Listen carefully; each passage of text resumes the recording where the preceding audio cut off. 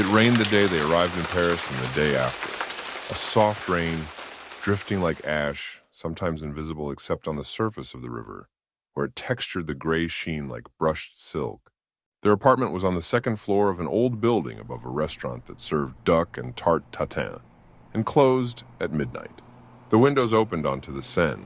If you leaned out slightly, you could see the towers of Notre Dame.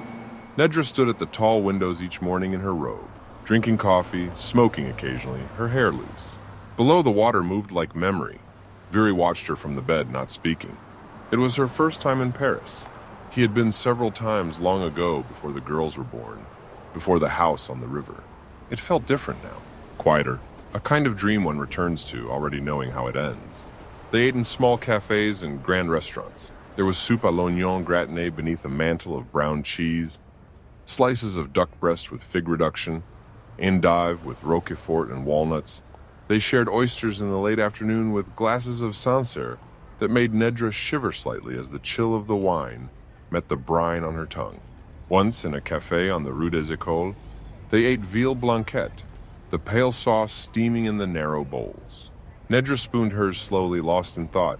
Breakfast was always taken standing croissants torn by hand, crumbs scattered across the zinc counters, cafe creme in heavy porcelain cups.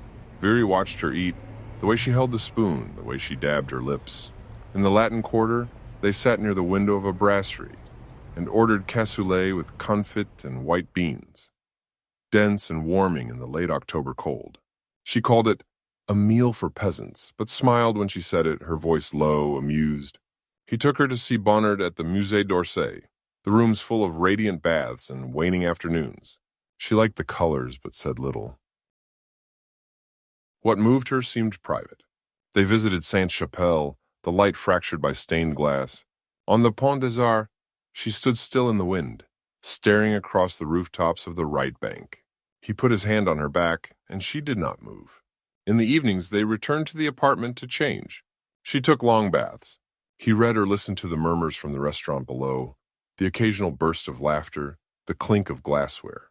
Once he heard music, a violin, not quite in tune, rising faintly from the street. He felt outside of time.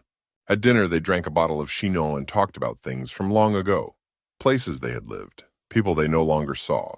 A woman Viri had once loved lived in Montparnasse now, he thought. Or perhaps she had moved.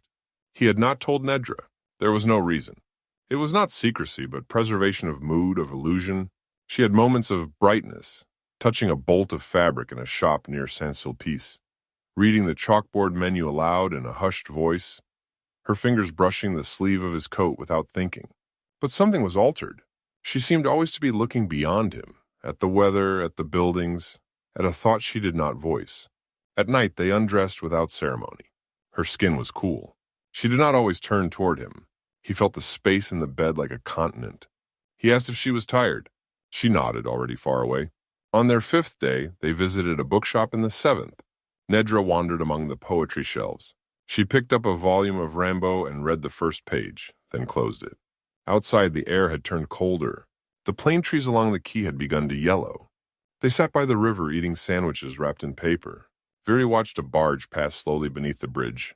He wanted to say something to her, something final and full of love, but could find no shape for the words. "You like it here?" he asked instead. "Of course," she said. She did not look at him, but a brasserie near the Pont Neuf, drank champagne, shared oysters and steak. It was the best meal of the trip. Or maybe it only seemed so because they both pretended nothing was ending.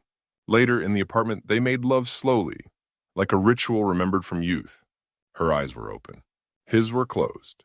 There was no sound except the creak of the old bed and the faint clatter of silverware being cleaned below. She touched his face afterward, not tenderly but with finality, and rose to wash herself in the dark bathroom where the light did not work.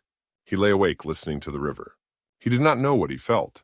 Not fear exactly, not loss, but something had entered the space between them, like a language he had never learned, a presence with no name. In the morning she would dress carefully, as she always did, and they would leave the apartment key on the desk in the hall, walk down the narrow stairs into the smell of coffee and ash and last night's rain. He would remember the week as beautiful, and afterward he would not be able to say why it was the beginning of the end.